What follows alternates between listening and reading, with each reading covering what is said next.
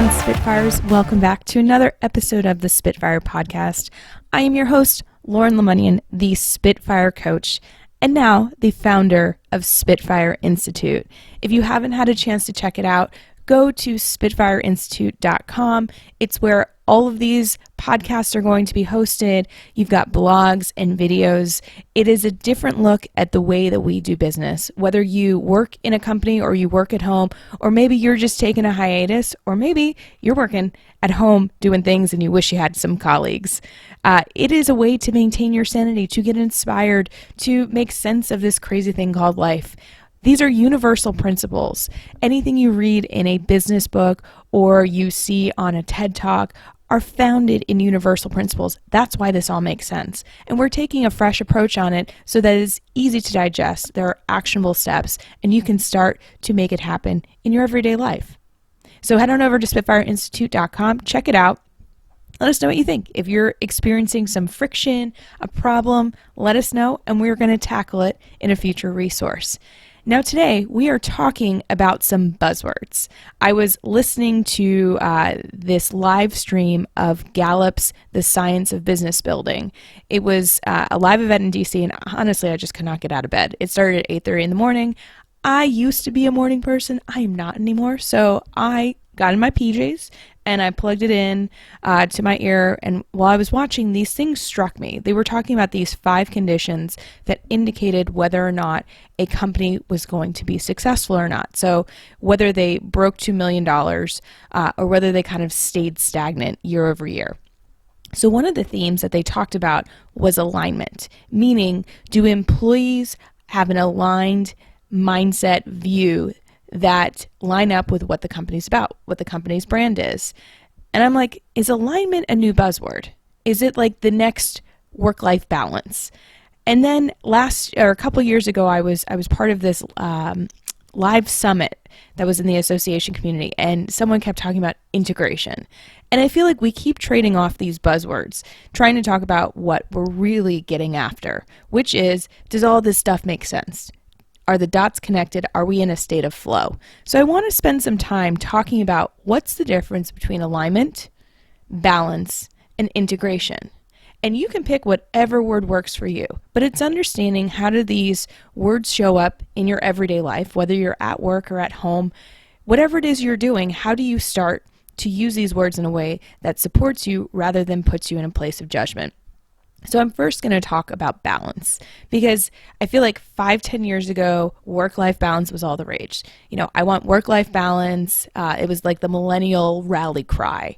Work-life balance is everything. It means that, I can spend as much energy out of the office as I do in the office, and there's a close. And I think that that's a myth. I think work-life balance doesn't exist because, number one, we don't have boundaries. We have these smartphones that come with us everywhere. We have tablets. We are getting notified on our wrists. There is no more exit strategy of transition of what we do. We are stuck in this constant barrage of interruptions and notifications. And I was actually just joking about this in my co-work space as I was making coffee. And I said, it's really funny. I get paid by companies to tell their employees to turn off their notifications. And that's not very far off. It's so under our nose, but the things that we're allowing in are creating these disruptions in our life, are creating this bleeding over of work into our personal life. And if you work from home, this is even more challenging. So this idea of balance, if you think of it from a very physics level visualization, we kind of have this center point. We can imagine like a triangle in the center of a line, and on one side might be work, and on the other side is everything outside of work. And physics doesn't lie. So if you think of balance, it's a straight line. But that means that you have to take away from something to place it somewhere else. And that's not feasible, nor does it work for people, because if we know anything about human reaction, human existence, scarcity does not work. In fact, when we feel like scarcity is peaking up, it makes our cortisol levels rise. So if we feel like we don't have enough to eat, we are stressing about eating. If we feel like our job might be threatened, if our ability to pay our bills may be at risk, our cortisol levels are going to peak up. So if we think of any change in that way, that we have to make sacrifices or let things go or and have them taken away from us in order to create balance, it's actually creating stress. And along with that, every time you look at someone saying, I'm so balanced, then we then have this comparison trap that creates this judgment that makes us feel even more inadequate. So if you haven't noticed, I am anti-balance. Like, cool if you want to do it, but I feel like it's one of those buzz phrases that just needs to take a hike. It's not realistic. It just doesn't work. So if you love balance, go ahead. You can argue with me all you want. If you're a balance coach, if you're a balance instructor, whatever, feel free to argue with me about it, because I feel like you might be living in kind of this woo-woo fantasy that works for you, but might not work for everyday people. And that's always been my take on mindfulness. It's great if it's in ideal functions, but how do you start to incorporate it into everyday? And we've got some past episodes with Erin Son, who's great, and Andromeda Peters, who's a former Miss United States, talking about mindfulness and self-care.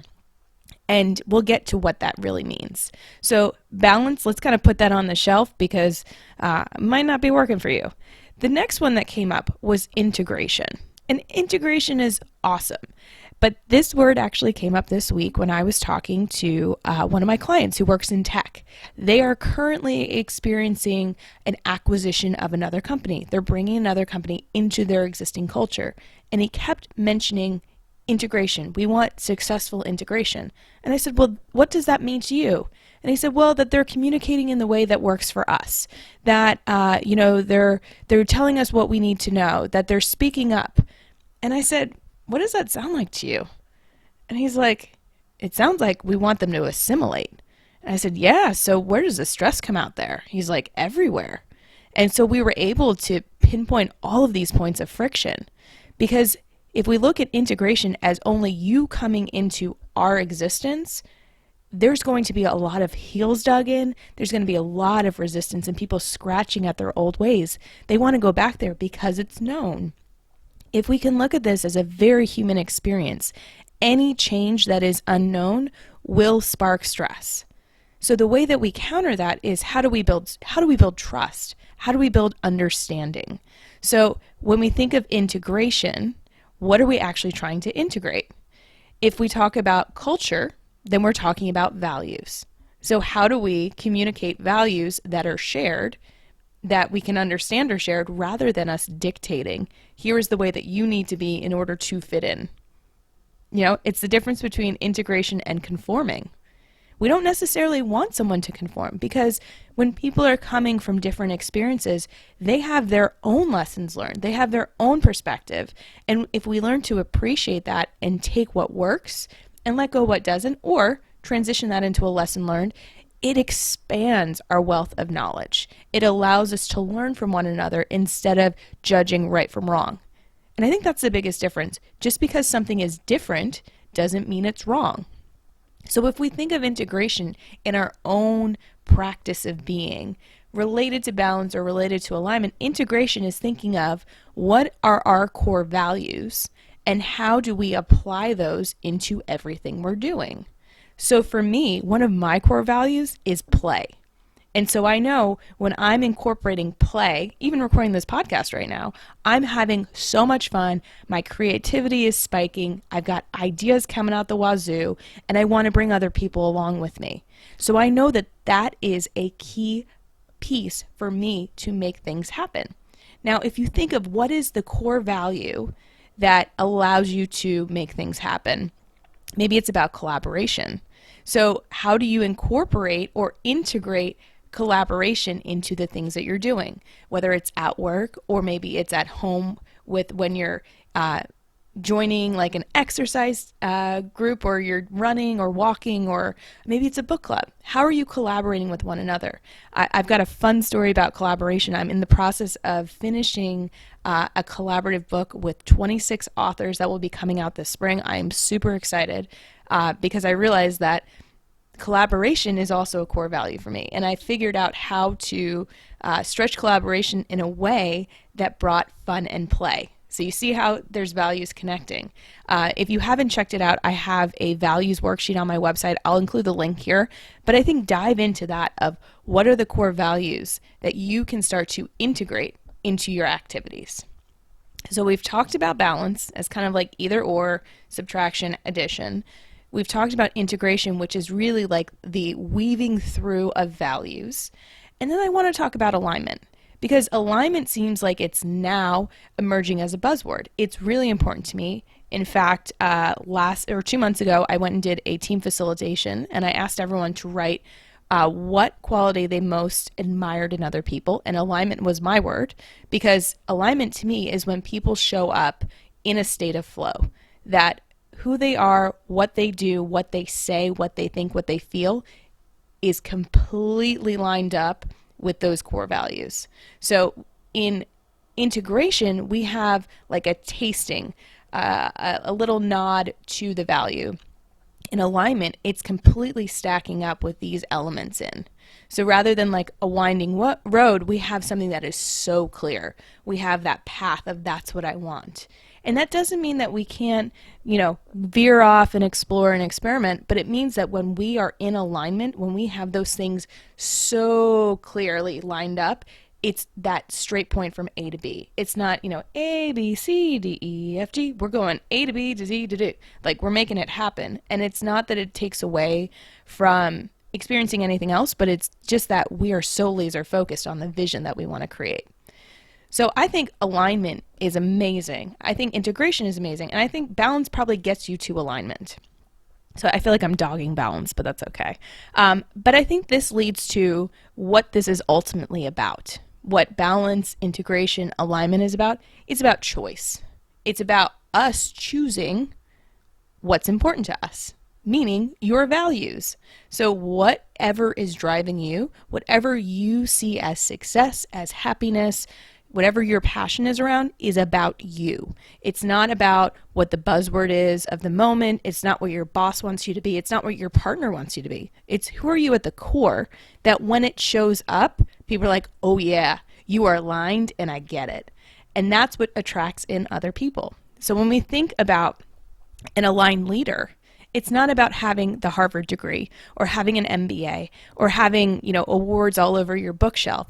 It's about being true to who you are, to what you say, and how you show up. Your actions, your words, your thoughts, your beliefs are completely lined up.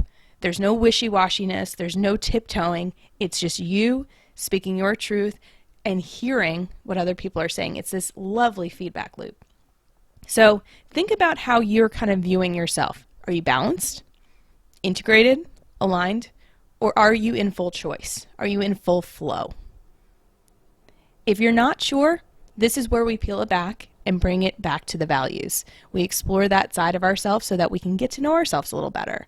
And if we're feeling out of alignment, no worries. We know how to get right back there. This isn't about being one way all the time. It's about understanding when maybe we're out of alignment and what kind of knocks us off our course.